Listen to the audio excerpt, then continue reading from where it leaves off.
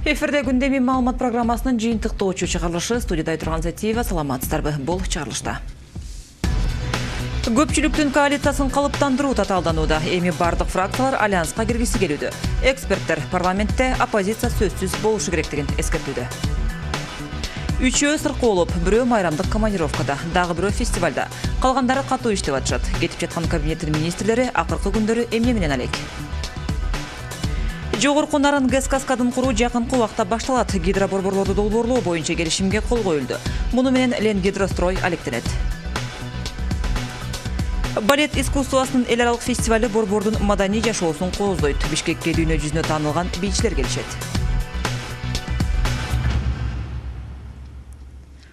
Токмок шаарындагы кичи райондордун биринде белгилүү кикбоксер Руслан Абасовдун автоунаасы жардырылды. Тез жардам кызматы бир аял жана бир эркекти алып кеткен айтылат. Абасовго таандык Lexus үлгүсүндөгү унаа алтыларда жарылган жана спортчу ооруканага бараткан жолду каза тапты. Унаада Руслан Абасов жана анын келинчеги болгон. Спортчунун жубайы оор абалда ооруканада. Алдын ала маалымат боюнча жардыруучу теракт же буйртма өлтүрүү болгон. Окуя болгон аймакта тийиштүү кызматтар иш алып барууда. Руслан Абасов Кыргызстандын көрүнүктүү спортчуларынан эле. Ал 2005 жылы биринчилерден болуп, биздин өлкөдө профессионалдар арасында дүйнө чемпионунун наамын жеңип алган. Анын спорттук биографиясында ондогон престиждүү турнирдеги жеңиштер бар.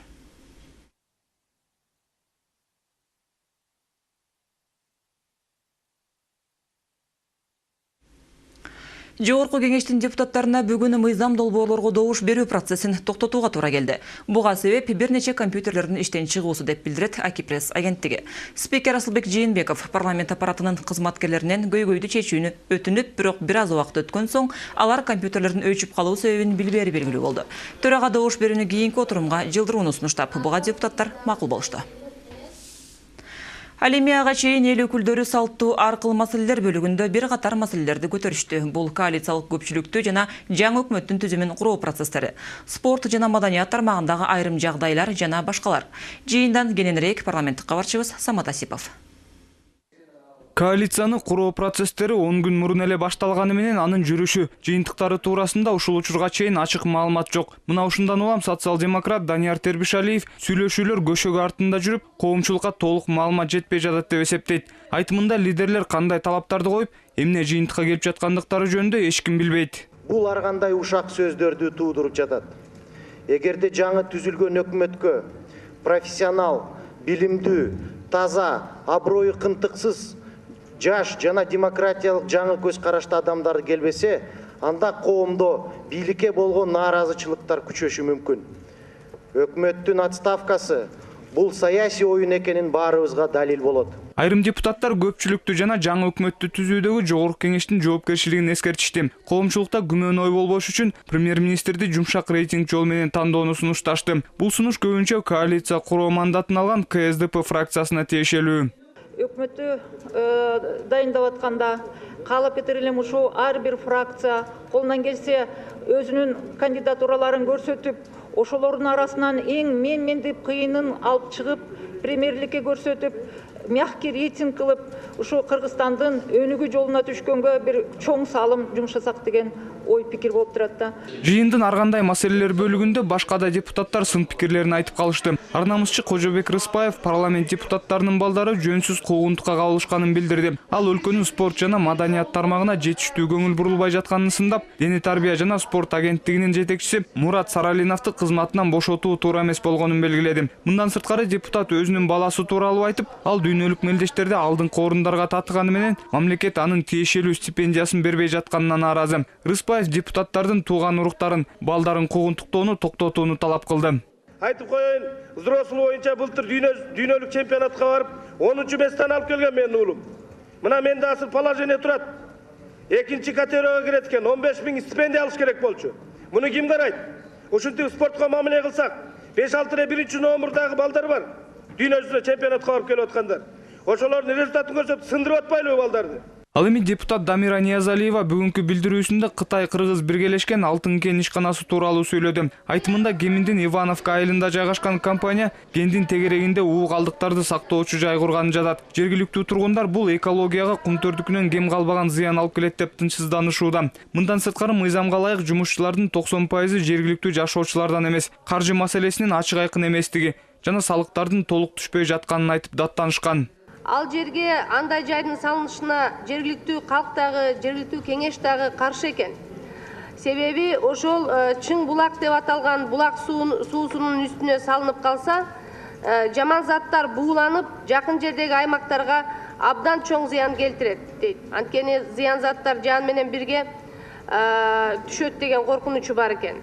Башка депутат айым Гүлнара Жамгырчиева өкмөттүн Курманжан Датка коомдук фондуна 4 миллион сом бөлгөнүн айыптап чыкты. Айтымында Ысык көл облустук бейтапкананы оңдоо иштерине ушул кезге чейин каражат бөлүнбөй келет. Имараттын дубалдары кулайын деп араң турат. Эл өкүлү эмне үчүн өкмөт акыйкат эмес, маанилүү объектилерге акча жок, ал эми коомдук фонддун керектөөлөрүнө каражат табылат деп суроо салды. Самат Айсипов, Азат Ынтымаков, 5-канал.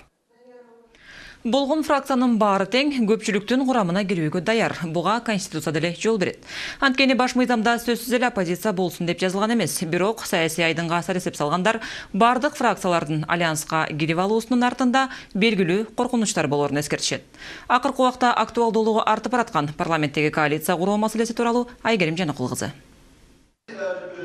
Малым болгондой, альянс курамына кирүүгө 4 фракция тең даяр. КСДП, Ата Мекен, Арнамыз, Ата Журт расмий чакыруу албаган республика деле көпчүлүккө кирүүгө кызыктар экендигин жашырбайт. Андыктан жаңы коалицияны бул фракция толуктап калышы мүмкүн. Анткен менен шарттары боюнча сүйлөшүү, кеңешүүлөр кандай уланып жатканы азырынча ачыкталбай турат. Республика фракциясы мен билишимче ошол жөн оозек айтылган, ошо коалиция кирүү боюнча чакырууну беришкен. Фракцияда биринчи каралганда ошол коалициялык көпчүлүккө кирүү боюнча чечим кабыл алынган. Ал социал-демократтар фракциясына тийген мандаттын негизинде фракциялардын арасында азыркы мезгилде кандай каралып атат, мен билбейт экенмин. Бирок бардык эле фракциялардын парламенттин курамына кошулуу ниети бар болгон күндө да алардын биригиши мүмкүн эмес. Сөзсүз түрдө жок дегенде бирөө оппозицияда калышы керек. Ошол эле учурда ар бир партияда көз карашы ар башка депутаттардагы чыккан учурлар болбой койгон эмес. Иш убагында өкмөттүн жасаган ишине канааттанбаса дагы оппозицияга чыгып кеткен. Демек, биздеги азыркы бар 5 фракциянын баары көпчүлүктүн коалициясына кире албайт.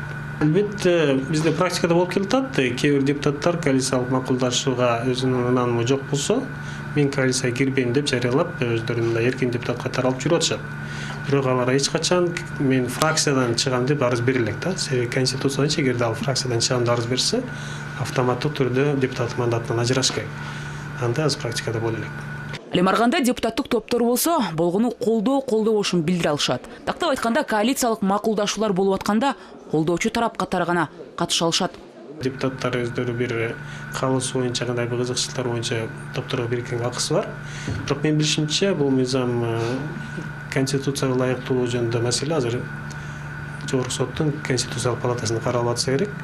Алардын чечими азырынча кабыл алынат. Анткен менен баш мыйзамда сөзсүз эле оппозиция болсун деп жазылган эместиги эске салынат. Ушундан улам бешөөнүн коалицияга кирүүсүнө юридикалык жактан алганда туура эле дегендер жок эмес. Мыйзамдын эч бир жеринде оппозициянын ролу тактагына жазылган эмес. Болгону башкы документте көпчүлүк коалиция менен оппозиция болушу керектиги, бул коалицияга кирген көпчүлүк жана оппозицияда калган фракция же фракциялар оппозицияны түзөөрү белгиленет. Саясий жагынан, моралдык жагынан бул туура эмес да, чынын айтып коюш керек да. Эми бизге демократиялык система, мына конкуренттик жок система, эми депутаттар деле канча айтып атышкан өзлөрчү, ушу парламент системада, парламентте сөзсүз хотя бы бир оппозициялык парламент оппозицияга бир фракция деп кетип калыш керек да. Мен оюмча бул туура да. Мына билесиңер да, ушу парламент оппозиция ким болгондо, ошо кайсы фракция сөзсүз 2 комитет берилет парламенттечи. Андыктан каалайбы, каалабайбы, парламенттин табияты ушундай. Көпчүлүк жүргүзгөн ишти азчылык көзөмөлдөп, натыйжалуу иштешине түрткү берип турушу керек. Бул мыйзамда так көрсөтүлгөн эмес деген менен 2 беренеде жазылган айтылат. Ал эми бардык фракциянын көпчүлүктүн курамына кирүүгө умтулуусунун принциптеринин дал келүүсүнөн же жалпы идеялардын айынан деп түшүнбөш керек. Болгону алдыдагы парламенттик шайлоону утурлай гана жасалган кадамдар деп болгологондор да бар.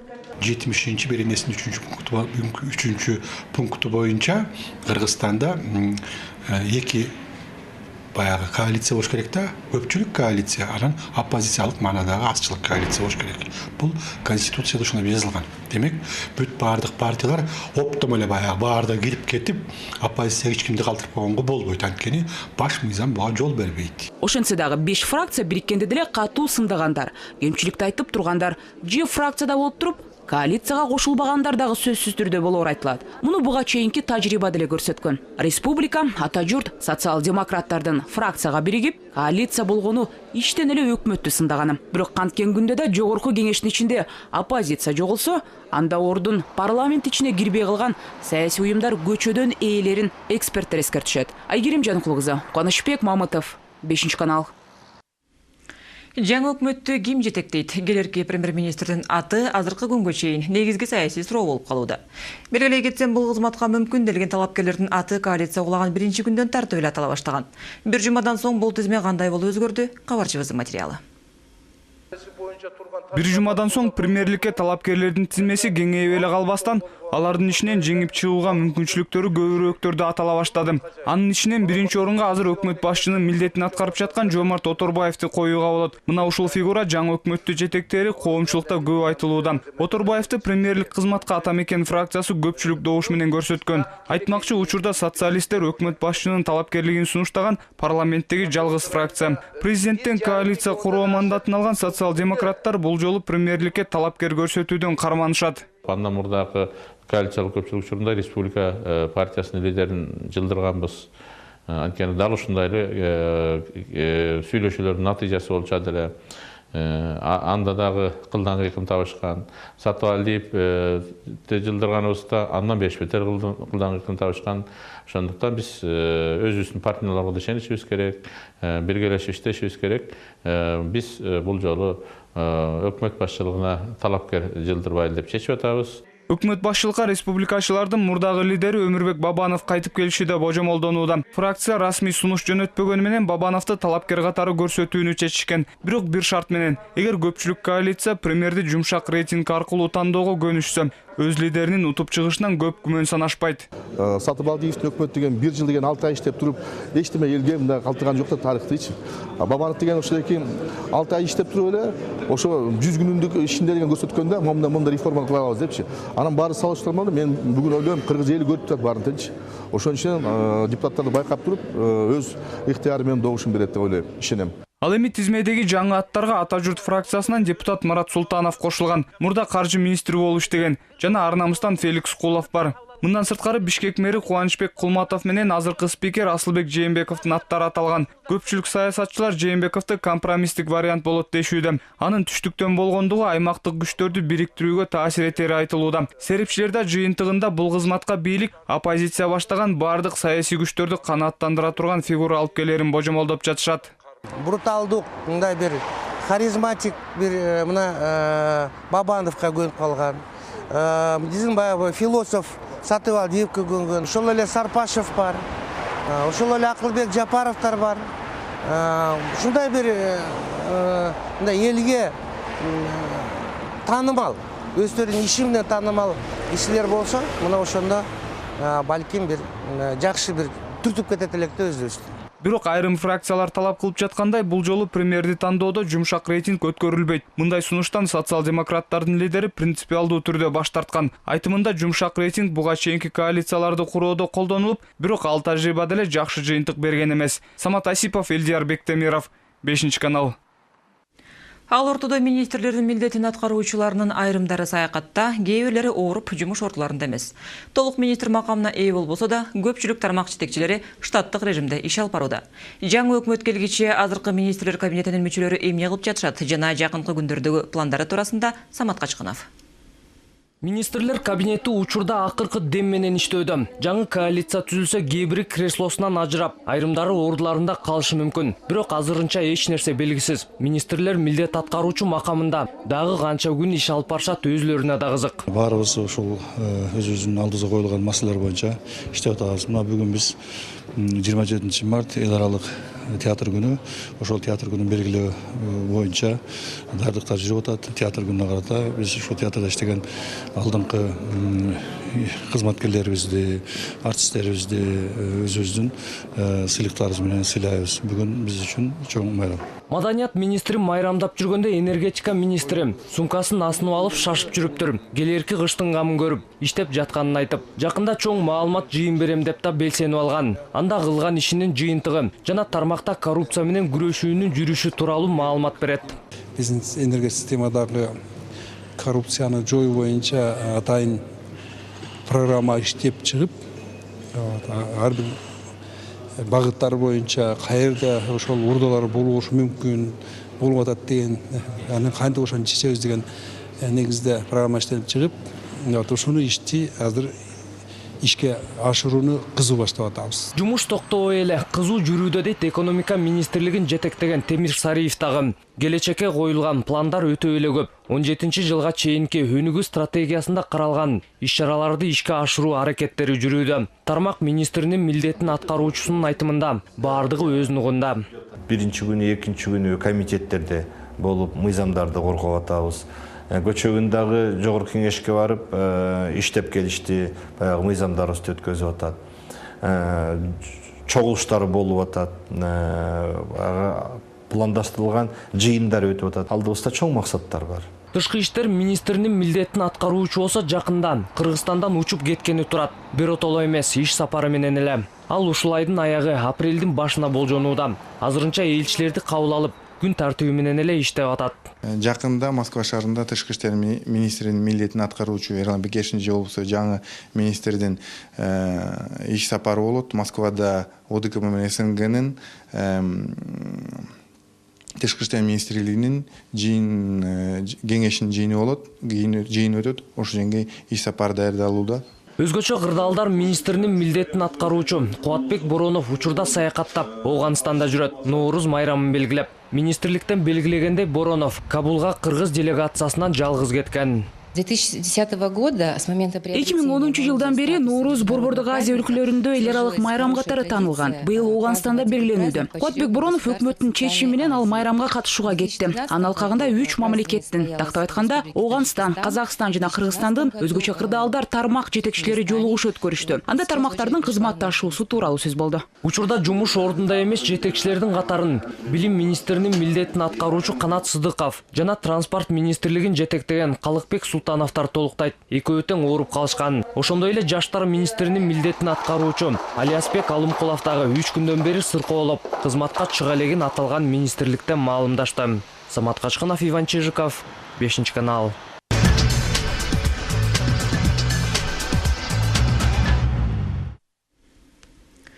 Президент Алмазбек Атамбаев Алматы шаарына жасаган иш сапарынын алкагында Казакстан президенти Нурсултан Назарбаев менен жолугушту. Мамлекет башчылары эки тараптуу кызматташуунун актуалдуу маселелерин, өзара кызыгуу жараткан түрдүү тармактарда өзара аракеттенүүсүн чыңдоонун перспективаларын талкуулашты. Ошондой эле мамлекет башчыларынын төрагалыгынын алдында Астанада өтө турган Кыргызстан менен Казакстандын жогорку мамлекеттер аралык кеңешинин отуруму талкууланды. Алмазбек Сасенович, кош келдиңиз Казакстанга. Қанша кездессек те айтатын сөзіміз көп, шешетін мәселелеріміз көп, ақылдасатын ойлар бар.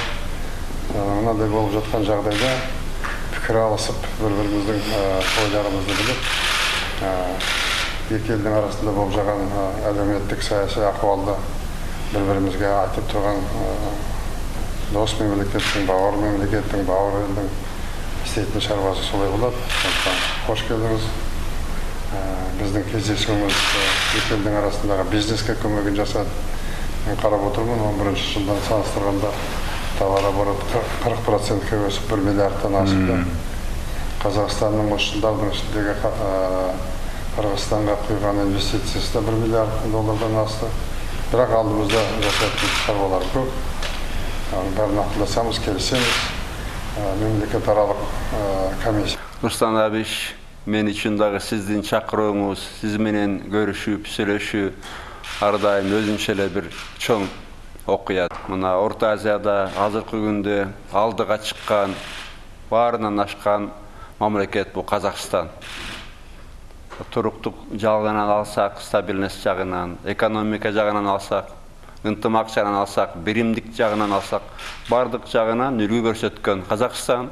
Ошон үчүн мен сизге келип ар дайым жолугуп укканда көп нерсе үйрөнүп кетем. Сизден мен ылып турам, ар бир Орто Азиянын президенти көп нерсе үйрөнсө болот. Рахмет. Бұл арада өлкө башчы биздин каналга салтка айланган маегин курду. Бұл президенттен ушул жылдын эсебиндеги алгачкы телеинтервьюсу. Алмазбек Атамбаев өлкөнүн саясий, экономикалык маанайына таасирин тийгизген акыркы окуялар боюнча өз позициясын билдирди. Алар болочок өкмөттүн түзүлүшүнөн тартып, жазды утурлаган пикет митингтерге чейин. Сот реформасы, Манас аба майданынын сатылышы туурасындагы маселелер. Маектин кыскача топтому Айдай Аманкулованын материалында. Саясий соодалашууга жол бербөө, коалициялык көпчүлүктү куруу мандатын тапшырып жатып, өлкө башчы фракция лидерлеринен дал ушуну талап кылган болчу. Эмне себептен мындай эскертүү бергенин бүгүн Алмазбек Атамбаев 5 каналга берген маегинде тактап өттү.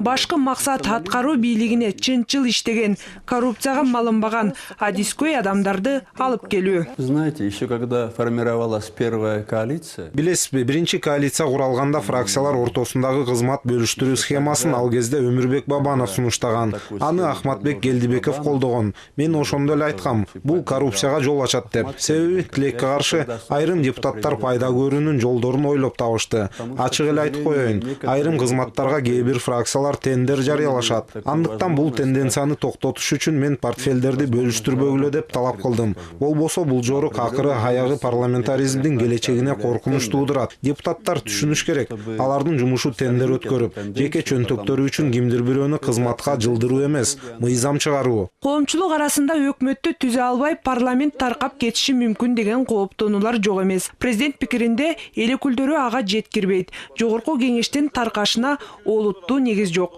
Ошол эле учурда өлкөнү дестабилдештирүүнү каалаган тышкы жана ички күчтөр бар экендигин да четке какпайт. Внешние силы давно присутствуют в Кыргызстане. Тышкы күчтөр мурдатадан эле бар Кыргызстанда. Тилекке каршы мен байкап атам, айрым бейөкмөт уюмдар бар. Аларга баары бир өлкөнүн тагдыры кандай болот. Мамлекетти башаламандыкка үндөгөн иш-аракеттерди жасап атышат. Кимдир бирөөлөрдүн буйрутмаларын аткарып, иши кылып акча табышса болгону. Бирок мындан дагы олуттуусу өлкөдө айрым саясатчылар бар. Аттарын атабай эле коеюн. Алар революциядан акча жасап көнүп калышкан. Негизги коркунуч тышкы күчтөр эмес, биздеги айрым ичи бузук саясатчылар. Инкылаптардын аркасы эмне менен бүтөөрүн Украина окуясы көрсөттү. Алмазбек Атамбаев ал жактагы бийлик этникалык маселелерге көңүл бурса деген тилекте. Кыйчалыш учурда чыга калган улутчулдар өлкөгө пайдадан көбүрөөк зыян алып келерине эки өлкө тең күбө болду. Кыргызстан Украина менен Орусия мамилеси тынч өңүттө чечилишине тилектеш. Заявление МИДа просто признают. Кимдин билдирүүсү болгону референдум болгонун тааныйт. Жана Крымдын көпчүлүк жарандары ага катышты. Бул факт. Референдум болду. Көпчүлүк катышты. Бирок буга чейин биздин тимдин дагы бир билдирүүсү болгон. Янукович боюнча. Ал президент катары элдин ишенимин жоготту. Өлкөсүнөн качып кетти. Эми ал президент эмес деген. Демек тим алагушту атынан атады. Эч кандай баа берген жокпуз. Бардык маселелер сүйлөшүүлөр, эл аралык келишимдер жолу менен чечилсе деген каалоо билдирилген. Бул арада президент америкалык аскери базанын айланасындагы маселеге дагы токтолду. Транзиттик борбор ишин жыйынтыктоо алдында казына олуттуу кирешеден куру калаарын эскертип, бюджет аткарылбай калабы деп чочугандар арбын. Өлкө башчынын айтымында бардык тобокелчиликтер эске алынган, кабатыр болуунун кажети жок. Ошондой эле Алмазбек Атамбаев Манас аэропортунун келечеги жөнүндө дагы өз позициясын билдирди. Вместо американской военной базы Америка базасынын ордуна башка аскерий база болбойт. Биз ал жерди транспорттук хаб кылсак дейбиз. Мына көптөгөн чуу болуп атат. Манас аэропортунун 51%-ын Роснефтиге сатат экен деген. Мен бул жагдайды түшүндүрүп кетейин. Парламент чечет, канча пайызын сатат, 51би же 49бу. Бирок мен бир нерсени так билем. Аэропорт Манас жакшы иштеп кетиш үчүн арзан керосин болуш керек. Эгер керосин коңшу өлкөлөрдөн төмөн болсо, анда Манас аэропорту конкуренция дегенди билбей иштейт, өнүгөт. Арзан керосинди бизге Роснефти гана бере алат. Сатпайбыз дегендер аэропорттун багын байлагандар. Өлкөдөгү дагы бир маанилүү маселе ара жолдо калган сот реформасы. Жаңылануу натыйжа бербей жатканын Алмазбек Атамбаев моюнга алат. Жогорку эшелондогу мамчиновниктерге бир гана башкы прокуратура иш козгоп, тергей алат деген Конституциялык палатанын бүтүмү президенттин дагы көңүлүн калтырган. Антикоррупционная служба, она становится беззубой. Мына эми АКС коррупция менен күрөшүүдө азуусунан айрылды. Алар депутаттарга, министрлерге иш козгой алышпайт. Бул коррупция менен күрөшүүдө сокку болду.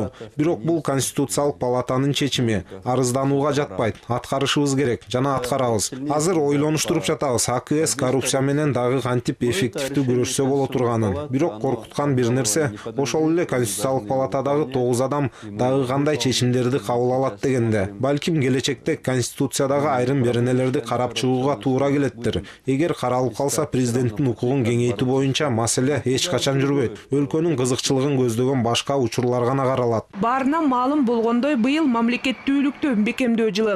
Өлкө башчы ар бир жаранды үй бүлөсүнө камкор болууга, балдарына татыктуу тарбия берүүгө чакырды. Өз ишин сүйүп, мекенине кастар мамиле жазуу менен гана мамлекеттүүлүктү бекемдөөгө салым кошсо боло турганын ырастап. Айдай Аманкулова, Кубанычбек Мамытов, 5 канал.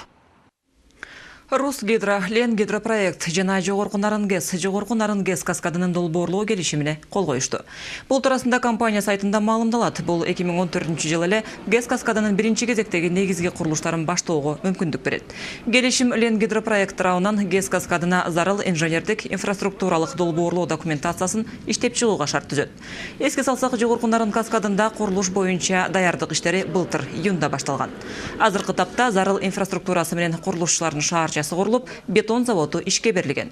Ошондой эле объектке алып барчу жолду куруу иштери жүрүүдө. Жогорку Нарын ГЭС каскады 6 жыл аралыгында курулуп бүтөөрү пландалууда. Нарын ГЭС 1-дин биринчи агрегаты 2016 жылы ишке берилиши керек. Тажикстанда электр энергиясын катаал үнөмдөө киргизилди. Бул чара негизги гидроэлектроборборлору орун алган Вакш дарыясындагы суу көлөмүнүн азайгандыгына байланыштуу. Аба райынын кескин суук болушу мөңгүлөрдүн эришинин жайлануусуна алып келип, натыйжада суунун келүүсү азайды. Тажикстан аймактарынын тургундары акыркы 3 суткадан бери электр энергиясын катаал үнөмдөөдө алууда. Республиканын айрым алыскы райондорунда электр жарыгы суткалап берилбей жатат. Белгилей кетсек, Тажикстанда кыш маалында жыл сайын электр энергиясына чектөөлөр октябрдан апрелге чейин киргизилип турат. Түштүктөгү дыйкандар быйылкы жылдагы алгачкы түшүмдөрүн алып башташты. Алар негизинен жашылчалар. Бул жылы жашылчалардын түшүмү мол болуп, базар баалары да былтыркыга салыштырмалуу кыйла арзаныраак экендиги айтылууда. Бирок негизги азык-түлүктөргө болгон баа асмандоодо. Сатуучулар аны доллардын баасынын көтөрүлүшү менен байланыштырышат. Динара Касымова кененирээк. Жаздын келиши менен элде жашылчага болгон муктаждык өсүп, көк чөп саткандардын соодасы кызыды. Көк базар деп аталган жерден каалаган көк чөп жашылчалардын түрүн табууга болот. Чамгыр, көк пияз, көк сарымсак, капуста, помидор, бадыраң, көк чөптөр жаңылык болуп базарга чыгып калды. Дыйкандардын алгачкы түшүмү жемиштүү болуп, ага жараша жашылчалардын базар баалары да былтыркыга салыштырмалуу кыйла арзаныраак. Чамгыр, көк пияз, көк сарымсактардын боосу 15 сомдун тегерегинде. Ал эми көк чөптөр болсо көлөмүнө жараша 8 сомдон 15 сомго чейин. Бул базардагы эң эле кымбаты помидор менен бадыраң. Жергиликтүү дыйкандардын помидорлору быша элек болгондуктан буларды Өзбекстандан алып сатышат. Парниктер көбүнчө ушу биздин Кыргызстанда көбүнчө парниктерди жасап алышкан. Өзбекстандан азыраак чыгып атат эми. Кыргызстанда азыр парник кылгандар көбөйдү. Көк чөп сатылган базардын соодасы кызып жатканы менен азык-түлүк саткандардын соодасы жай. Бардыгында кымбатчылык. Сатуучулардын айтымында акыркы 2 аптада күнүмдүк керектелчү азык-түлүктүн баасынын кескин өскөнү байкалды. Анын себебин валюта рыногундагы жагдайга байланыштырышат. Күрүч 50 сом болсо азыр 70-тен сатып жатабыз. Макарон 40 сомдон 45 сомго кымбаттады. Кум шекер дагы 10 сомго көтөрүлдү. Булардын кымбатташынын себебин сурасак, доллардын курсу өстү деп айтышат. Азыр доллар деле түшүп калды, бирок продуктулар кымбаттаган бойдон арзандаган жок. Биз деле алган баага азыраак кошуп сатабыз. Соода жок мурункудай. Ундун баасы кабына 100-150 сомго, суу май литрине 20 сомго көтөрүлгөн. Кымбаттаган азыктардын арасында сырттан киргени да, Кыргызстандын өзүндө өндүрүлгөндөр да бар. Базар теги бир калыпты эмес да. Şu pensiyага карасак, пенсияга эмне келет дейсиң? Тегили пенсияга эчтеке келбейт экен. Жашоо өтө кыйын болуп калды. Күндө түшөсүң, күндө эле өзгөрөт, күндө айырмасы чоң болуп атат базардын. Эми доллар түшсө деле дагы деле долларга доолашат. Доллар менен сабыз пияздын кандай тиешеси бар? Түшүнбөйсүң. Айла жок алабыз, эмне кылабыз? Айла жок, ачка отурбайт эч ким.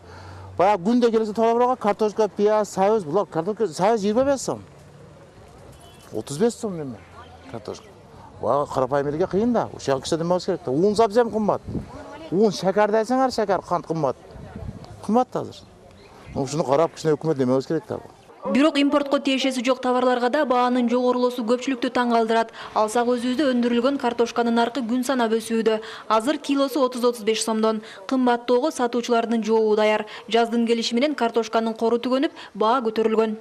Картошка жок ошол менен кымбат болот. Азыр картошка көтөрүлүп, бир аптанын ичинде көтөрүлүп кетти картошкасы. 22-23 сатып аттык эле.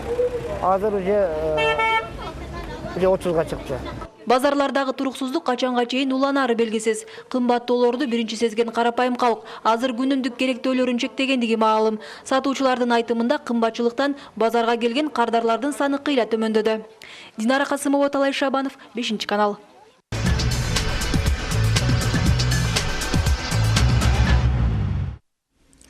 Бишкекте 29 марттан тартып шаардын аймагын жакшыртуу жана тазалоо боюнча 1 айлык башталат деп билдирет мэрия пресс кызматы. Тазалык иш-чаралары апрель соңуна чейин уланат. Салтка айлангандай тазалоо иштерине бардык шаардык кызматтар тартылат. Сейилбак, отургуч, бульвар, ирригациялык түйүндөргө жооптуу ишканалар, санитардык тазалоо, бак-дарактардын куураган бутактарын кыркуу, акыр чикирди чыгарууга жооптуу болору белгиленет. Борбор калаабызда биринчи жолу жаңырган жылдыз аталыштагы эл аралык балет фестиваль өтөт. Ал үчүн атайын коңшу Орусия, Казакстан жана Тажикстандын алдыңкы балет бийчилери, хореографтар келишти. Фестиваль тууралуу кененирээк Нурсулуу Нуркамилова. Эртең өтүүчү фестивалга кызуу даярдык жүрүп жатат. Көшөгө артында биздин бийчилер менен бир катарда коңшу өлкөлөрдөн келген балет чеберлери. Бардык көрүүчүлөрдү өзүнүн таланты жана чеберчилиги менен таң калтырган Орусиянын прима балеринасы Ирина Облицова Кыргызстанга буга чейин бир нече жолу келген. Бул иретта келип өз таланты менен бөлүшүп бир сахнада ойноп жатканына кубанычты экендигин айтат. Это сказка. Биз аткара турчу спектакль сүйүү, жакшылык, жамандык жана алдамчылык жөнүндө. Мен ойлойм, көрүүчүлөр келип бардыгын өз көздөрү менен көрүп кетишет деп. Мага бул жакта аябай жагат. Бирге иштешкен инсандар, көрүүчүлөр бардыгы ак көңүл, меймандос. Фестивалдын жүрүшүндө Жизель, Лебединое озеро жана Адольф Адандын белгилүү Корсар спектакли коюлат. Башкы каармандардын ролун прима балерина жана көптөгөн конкурстардын жеңүүчүсү, өлкөгө эмгеги сиңген артист Талант Осмонов аткарышат. Андыктан абдан кызыктуу болоруна шек жок. Премьера балета Кремлевского театра Москвадан келди. Ошол и биякта эслегенде көп жатсаңар, аяктан бир пара келген жок, бир эле кыз келип атат. Ошондуктан биздин солист кошулуп, өз кандай бир өзүбүздүн машыгыбыз менен бир кандай бир алмашып жатабыз да. Ошондуктан кандай бир айтсам, ошо бүгүн эртең Корсар болот, бүрсүндө гала концерт болот. Ошондуктан биздин көрөрмандарга да айта кетсем, келгиле, көргүлө, абдан кызык болот.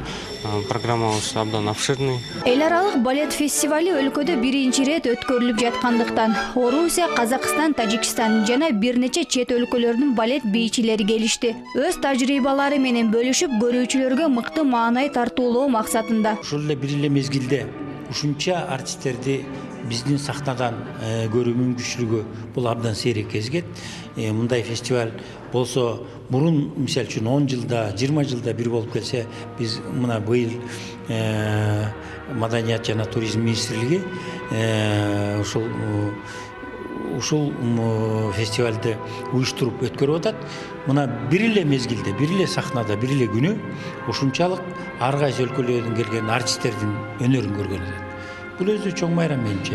Уюштуруучулардын айтымына караганда, мындай иш-чара кыргыз балетинин өнүгүшүнө өбөлгө түзүп, жана жаңыдан такшалып, чыгармачыл жолго аттанган жаш артисттер үчүн чоң тажрыйба болот. Фестиваль эртең жана бүрсү күнү Улуттук опера жана балет театрынын чоң залында өтөт. Иш-чаранын жүрүшүндө көрүүчүлөрдү башка өлкөлөрдөн келген балет бийчилеринин катышуусунда чоң гала концерт күтөт. Нурсулуу Нуркамилова, Андрей Заверухин, 5-канал. Күндеми бүгүнкү чыгарылышын мына ушундай жаңылыктар менен жыйынтыктайт. Алдыда сиздерди эртеңки күнгө болгон аба ырайы тууралуу маалымат күтөт. Кайрадан эфир аркылуу жолукканча саламатта туруңуздар. Хондроксид ооруну басып гана койбостон, муундарды артроздон жана остеохондроздон дарылайт.